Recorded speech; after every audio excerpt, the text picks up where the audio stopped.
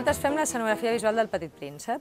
Llavors, aquesta escenografia consta de dues parts. La part física, que són uns elements de pop-up que són com els dels llibres que s'obren, aquests llibres que quan els obres s'aixequen elements i es mouen i tal, i aquests elements són el suport del mapping. Els mappings són adaptacions d'una projecció a un volum.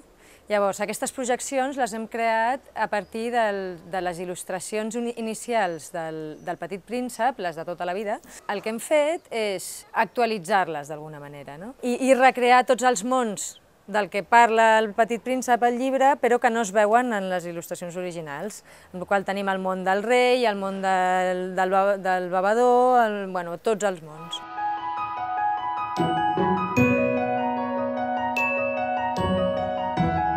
Hem fet unes dunes físiques, que aquestes dunes ens serveixen per projectar les dunes del desert o el prat verd quan estem a la Terra, i que és les mateixes formes, però col·locades d'altres maneres i amb una altra il·lustració i amb una altra animació a sobre es transformen en una altra cosa.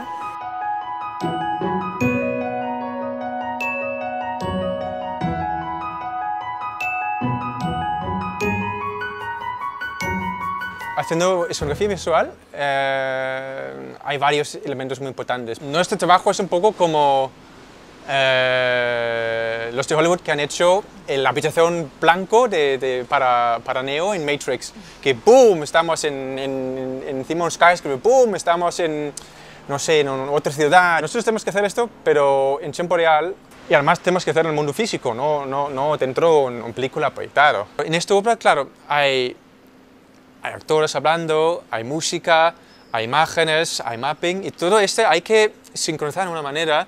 Para esto necesitas un control muy flexible, donde puedes hacer todo que pide el director y el departamento creativo.